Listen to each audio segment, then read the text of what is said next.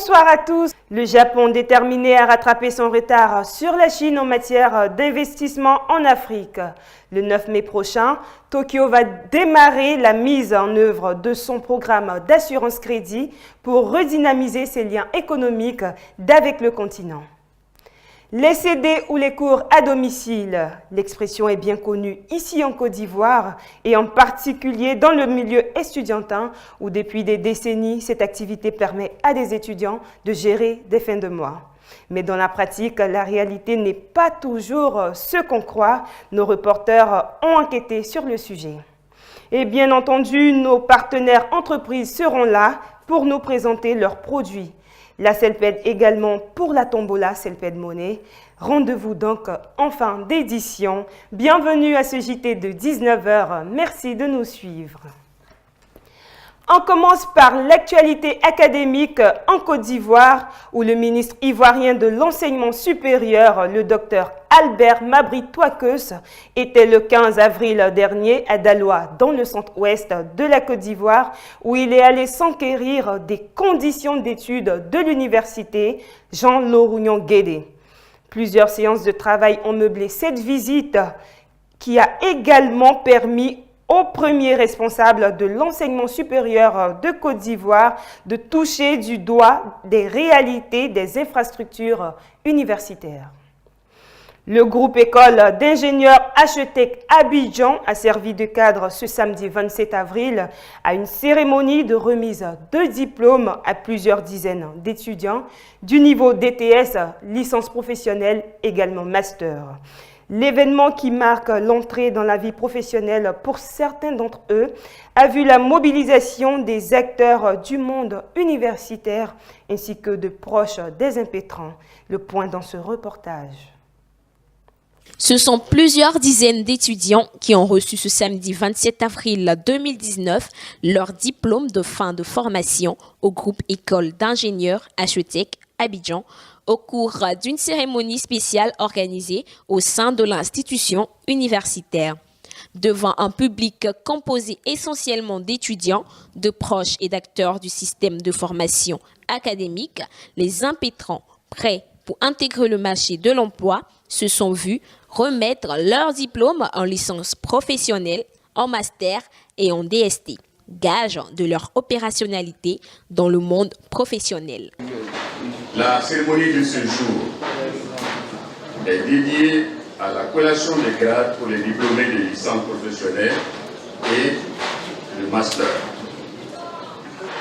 J'ai l'immense plaisir de vous accueillir à cette cérémonie au sein du groupe École d'ingénieurs HETEC. Soyez les bienvenus. Permettez-moi de vous féliciter et dire combien ma joie est grande de vous voir ici. Vous qui, il y a 3 ans et plus, arriviez du secondaire avec la stupéfaction et votre dernière innocence d'enfant. Aujourd'hui, cette innocence a laissé la place à la maturité d'homme. Maturité qui vous permettra d'être dirigeant de ce pays. Soyez convaincus d'une chose. Vous avez tout ce qu'il vous faut pour réaliser vos rêves. N'ayez point de doute. Ce discours du directeur général de l'établissement sera soutenu par les autres intervenants qui mettront tous l'accent sur la nécessité pour les récipiendaires d'être de dignes ambassadeurs de l'établissement qui les a formés et au-delà de tout, le système universitaire ivoirien. Oui, chers parents, vous qui avez mis votre confiance en HETEC, que serions-nous sans vous? Car sans vous, il n'y a pas d'école. C'est avec vous. Et c'est en vous que HETEC se reconnaît par la confiance et par la qualité de ce que nous sommes aujourd'hui. Parce que être une oreille attentive est aussi une des qualités de HETEC parce que nous écoutons vos critiques et ça nous permet de nous perfectionner et de donner le meilleur de nous pour ce que vous voyez déjà. On peut ovationner ces récipiendaires, ceux pour qui, aujourd'hui, nous sommes là. Nous avons sacrifié un peu de notre temps, mais il est important. Oui, la qualité d'un homme se reconnaît par la qualité de sa formation. La qualité d'une personne se reconnaît par son milieu, par son environnement. C'est vrai, en Côte d'Ivoire, il y a des écoles boutiques. Mais vous n'avez pas choisi une école boutique, vous avez plutôt choisi une école hypermarché. Pour les diplômés, la confiance que leur démontre l'octroi de ces parchemins constitue une motivation supplémentaire qui doit les amener à exceller dans leurs différents domaines d'activité. Et si nous sommes présents ici ce jour, c'est le signe que nous avons réussi à transformer cette énergie en résultats concrets qui se traduisent par la validation de nos unités d'enseignement, par la rédaction de nos mémoires de fin de cycle et enfin par la soutenance de ces mémoires. À l'instar de leurs dévanciers, les étudiants en début de formation devront faire preuve d'abnégation dans la poursuite de leurs études de sorte à mériter ce statut de futur cadre. Il convient de souligner que c'est la première fois depuis 2015 qu'une telle cérémonie est organisée à l'école HETEC à Abidjan, qui reste à ce jour l'un des principaux incubateurs de cadres en Côte d'Ivoire. En Guinée-Conakry, la 3e édition du Forum de l'étudiant guinéen s'est achevée ce vendredi 19 avril au Palais du Peuple de Conakry. Durant 3 jours, les participants ont eu à échanger sur le thème « Choisis ta filière ». L'édition 2019 a notamment été marquée par des rencontres, des conférences-débats et autres ateliers qui ont permis aux élèves et étudiants d'avoir une meilleure visibilité sur leur orientation. Direction la France, où le Grand Prix Charles-Henri Besnard pour l'innovation dans l'art de bâtir vient d'être lancé pour l'édition 2019. Organisé par la Fondation Sénam, ce prix est ouvert notamment aux étudiants de moins de 35 ans, porteurs de projets dans les domaines de l'architecture et de la construction. L'Agence française de développement va débourser 52,4 milliards de francs CFA pour financer l'accès à l'électricité dans les zones rurales de la Côte d'Ivoire. Le problème de l'extension du réseau électrique persiste dans ce pays où le gouvernement espère réduire les inégalités entre les régions en termes de fourniture d'électricité. Mauvaise nouvelle pour les économies indépendantes. Mauvaise nouvelle pour les économies dépendantes des hydrocarbures. Selon les prévisions de la Banque mondiale, les cours du baril de pétrole devraient chuter en 2019 et en 2020 pour passer de 66 $ contre 72 actuellement. Une situation qui pourrait être très délicate à gérer pour des États africains comme le Nigeria, l'Angola ou l'Algérie, dont l'économie repose essentiellement sur le pétrole. Et le président de la Banque mondiale, David Malpass, qui a entamé ce lundi une tournée en Afrique. Sa première depuis sa prise de fonction le 9 avril dernier. Cette tournée qui doit le conduire à Madagascar, au Mozambique et en Éthiopie se justifie selon lui par la nécessité de promouvoir la croissance économique, la sécurité et la bonne gouvernance. L'énergie photovoltaïque, qu'est-ce que c'est? Rebecca Tro et Christian Ago ont tendu leur micro à des passants à Abidjan et voici ce qu'ils nous ont rapporté dans le cadre de micro-trottoirs. L'énergie photovoltaïque, c'est l'énergie qui est produite à partir de la lumière du soleil. Donc dans le cas d'espèce, on utilise des panneaux solaires pour pouvoir recevoir la lumière du soleil et la transformer en énergie. Bon, pour ma part, l'énergie solaire d'abord, c'est un système électronique qui émet de l'électricité à travers le rayon solaire. Bon, je n'en sais pas grand chose, mais c'est que l'énergie solaire, c'est une énergie qui provient du soleil. Vraiment, l'énergie solaire, en tout cas, vraiment, j'entends parler. Mais concernant photovoltaïque, en tout cas, je suis vraiment profane. Photovoltaïque, je ne sais pas vraiment de quoi ça parle. Sinon, l'énergie solaire, je pense que c'est une innovation, c'est quand même récent. Et je pense que l'énergie photovoltaïque, c'est l'énergie générée par les molécules. Et on peut prendre, par exemple, l'énergie au niveau de l'atome de silicium pour pouvoir faire des assemblages pour produire de l'énergie à travers l'effet du soleil. Alors, après avoir récolté tous ces avis dans la rue, essayons de mieux comprendre le fonctionnement de cette source d'énergie. Décryptage de la photovoltaïque dans cet élément.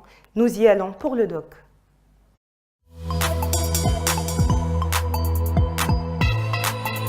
L'énergie solaire photovoltaïque est une énergie électrique produite à partir du rayonnement solaire grâce à des panneaux ou des centrales solaires photovoltaïques.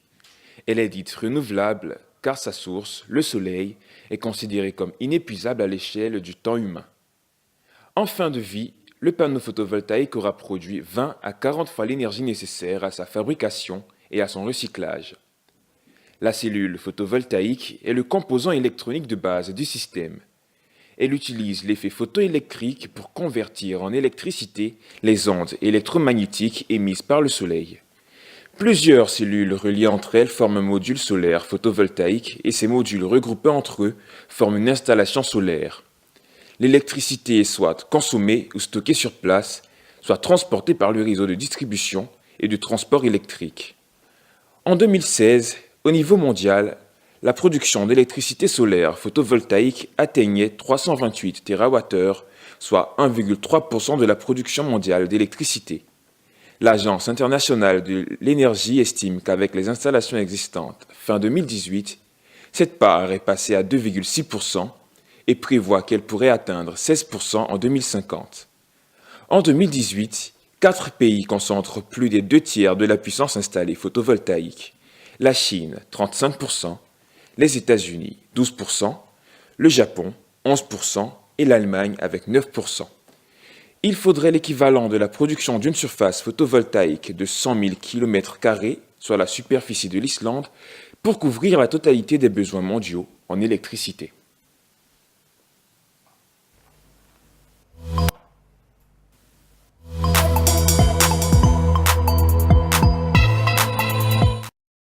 Comme annoncé dans les titres, nous aurons comme partenaire entreprise aujourd'hui le groupe H-Tech Bouaké qui sera représenté par son directeur d'études, M.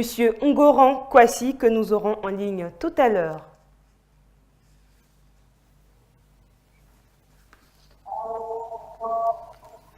Allô, bonsoir monsieur.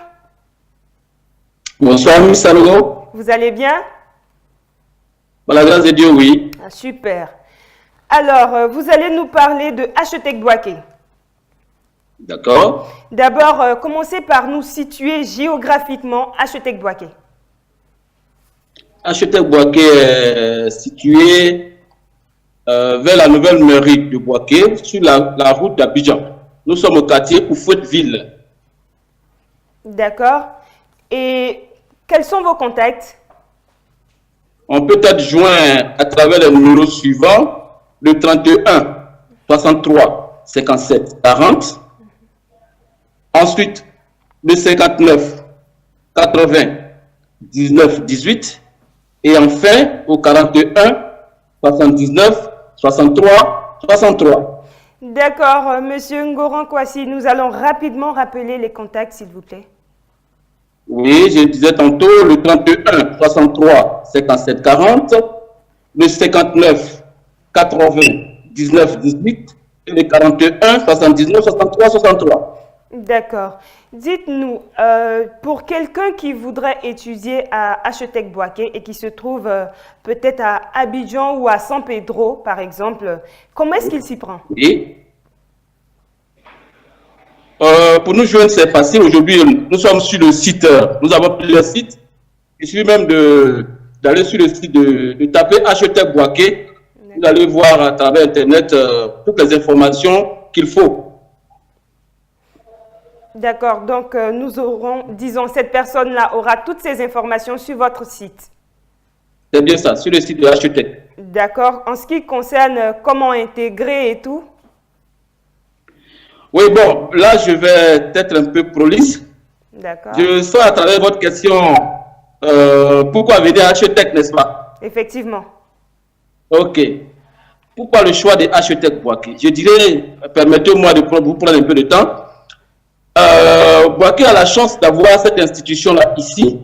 Je parle d'institution parce que vous-même, vous le savez, nous sommes représentés un peu partout dans la sous-région. D'accord. Cette chance-là, parce que Hachetec Boaké a ses diplômes reconnus par le CAMES. C'est la seule grande école de formation qui a ses diplômes reconnus par le CAMES sur le territoire de Boaké, dans le Béquet. C'est la seule grande école. C'est pour cela qu'il n'y a pas de chance que les gens de Boaké ou bien aux alentours, ou même de la Côte d'Ivoire, ont la chance d'être ici. D'accord. Alors, quelles sont les stratégies que vous mettez en place pour être leader? Dites-nous un peu. Voilà, pour être premier, justement, pour être premier à Boaké, nous commençons par la formation, le recrutement des enseignants. Ici, il n'y a pas d'enseignant qui a le niveau en dessous de Bac plus 5. D'accord. Nous avons des professeurs d'université qui interviennent dans notre établissement. Nous avons des doctorants qui aussi sont là. Et donc, la formation est de qualité. Mais en dehors de la formation, comme je l'ai dit tantôt, au plan administratif, Hachetec Boaké a ses diplômes du supérieur reconnus par le CAMES. Et nous ne nous arrêtons pas au niveau de classe. Nous effectuons des visites d'entreprise. Parce que lorsque les enfants, théoriquement, apprennent ce qui se trouve dans les documents, dans les livres, il faut qu'ils se rendent sur le terrain de façon pratique pour voir comment ces choses-là se passent. Et donc, c'est cet ensemble de stratégies qui nous permet aujourd'hui, sans faux fuyant, sans être, enfin, humilité mise à part, nous permet d'être leader à Boaké. D'accord. Alors, vous avez parlé de formation de qualité. Vous pouvez nous donner les différentes filières que vous donnez comme formation à Hachetec Boaké? Ok. Au niveau du premier cycle, je vais parler niveau BTS, nous avons 8 filières. Il y a 5 filières tertiaires et 3 filières industrielles. Les filières tertiaires sont les suivantes: gestion commerciale, finance, comptabilité, gestion d'entreprise, assistanat de direction, logistique et ressources humaines et communication. D'accord. Maintenant, filière industrielle, nous avons SEI, attendez par la système électronique et informatique.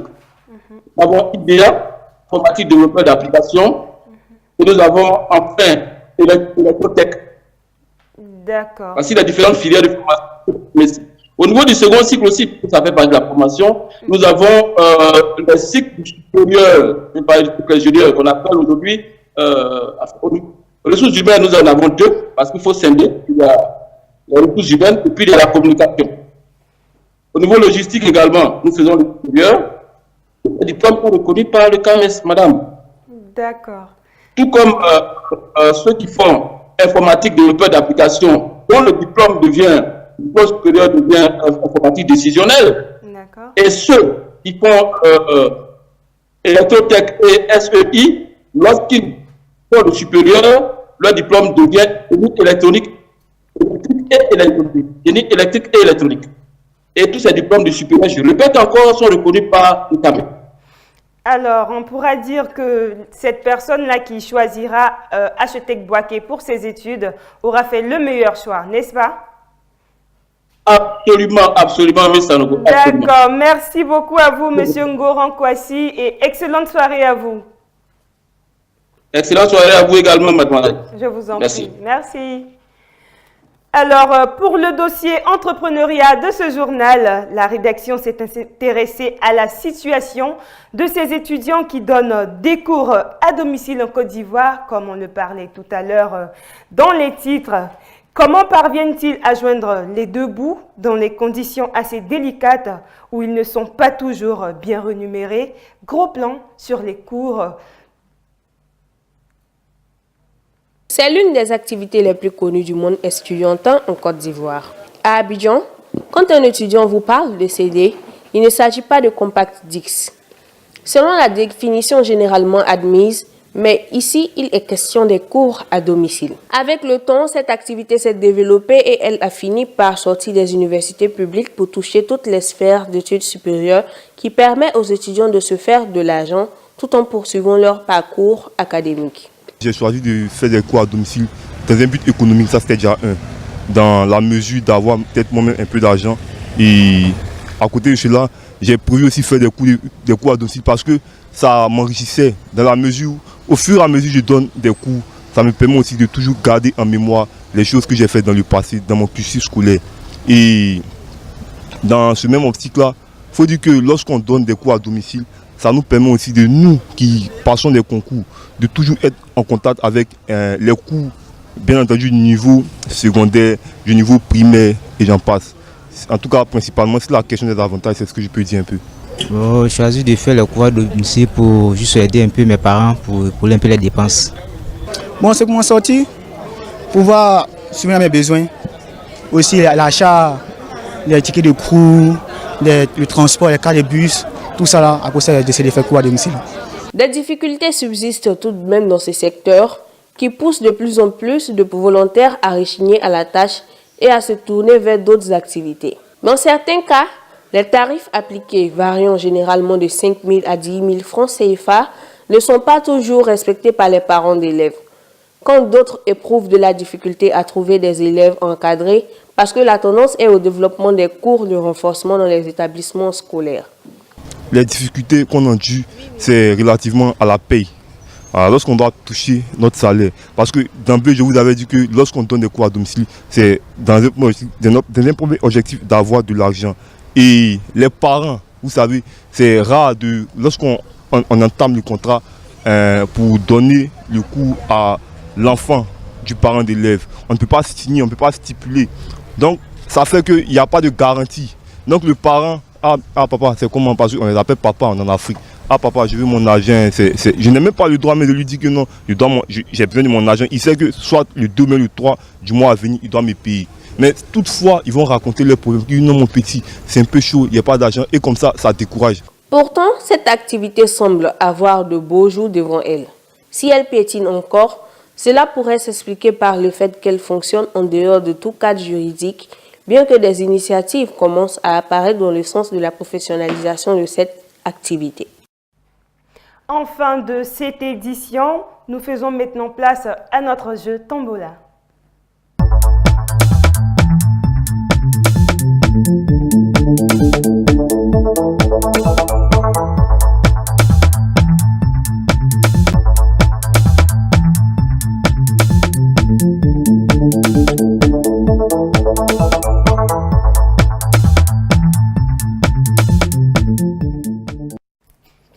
Nous revoilà en compagnie de notre ami Monsieur Cédric Boga pour le gagnant de ce jour. Bonsoir Cédric. Bonsoir madame. Alors, qu'est-ce qu'on a aujourd'hui? Comme d'habitude, c'est le moment tant attendu par nos téléspectateurs, la tombola. Effectivement. Mais avant d'effectuer notre tirage du jour, nous allons simplement rappeler comment jouer les différentes étapes de notre jeu. Je le rappelle du moins rapidement. L'étape 1, pour le comment ça marche de notre jeu, il nous faudra télécharger notre application Cellped Money via Play Store ou App Store. L'étape 2, il faut se rendre chez un agent agréé Cellped Money ou dans une agence Cellped Finance SA pour se procurer des cartes prépayées que je montre là à la caméra. Nous avons des cartes de 5 000, des cartes de 10 000, des cartes de 25 000, des cartes de 50 000 et des cartes de 100 000 francs. Ces cartes vont nous permettre de pouvoir créer et créditer nos comptes. Il y a des fois où nous allons dans les agences et il n'y a pas de carte. Que faire? Nous pouvons toutefois effectuer nos rechargements pour pouvoir faire nos transferts. Mais la chose qui est bonne à retenir, c'est qu'après ces rechargements-là, nous avons un code qui nous est généré par un message. Lorsque nous recevons ce code, il est très important que nous le gardions. Parce que ça peut faire de nous un heureux gagnant lors du tirage, au journal de la journée où nous avons fait le rechargement. Une des étapes qu'il n'est pas bon d'oublier, c'est de suivre le journal télévisé de 2F TV. Le soir, en direct à 19 h, nous devons suivre ce journal-là, 2F TV. Et pour le suivre, il faut télécharger gratuitement notre application mobile via Play Store ou App Store. Une fois que ces différentes étapes-là sont accomplies, il n'est pas bon d'oublier cette étape. Et cette étape qui est très importante, c'est que une fois que ton numéro est tiré au sort, tu fais partie des gagnants. D'accord, là c'est super. Mais il est bon avec Cellped Money de ne jamais oublier que c'est moins cher, ça marche avec tous les réseaux et en plus de tout ça, ça nous fait gagner beaucoup d'argent. D'accord, donc on va passer au tirage. Ouais, on attend ça depuis. On va passer au tirage. D'accord. On effectue le tirage. Oui, ça tourne. Ça tourne. Permettez-moi de confirmer s'il vous plaît. Et on a un gagnant. Notre gagnant du jour nous vient de la localité de Saoua. Et nous avons le code Tombola qui a 14 chiffres. Nous avons le 93, 73, 26, 80, 37, 06, 55. Je relis. Le vainqueur de ce soir nous vient de Saoua et il a le code Tombola 93, 73, 26, 80, 37, 06, 55. Alors, très chers joueurs de ce jour, je rappelle que le vainqueur de la tombola du 30 avril 2019 nous vient de la localité de Saïwa. C'est bien cela, Saïwa, d'accord, et qui a pour code tombola 93, 73, 26, 80, 37, 06, 55. Je relis le code de tombola 93, 73, 26, 80, 37, 06, 55. Et je rappelle également qu'il vient de la localité de Saïwa. Alors, félicitations. Si nous pouvons terminer avec cela. Pour toutes les personnes qui n'ont pas compris tout ce qu'on a dit et qui veulent encore avoir plus d'informations, nous avons un numéro qui est ouvert.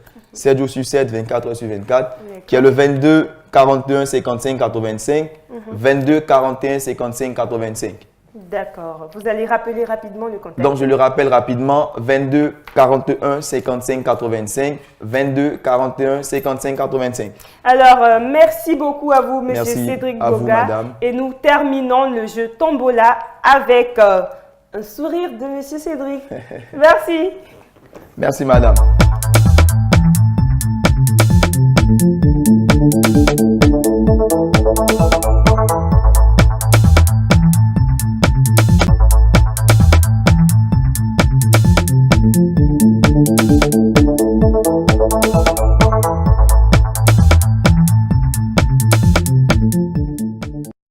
Eh bien, c'est terminé pour les informations de ce jour.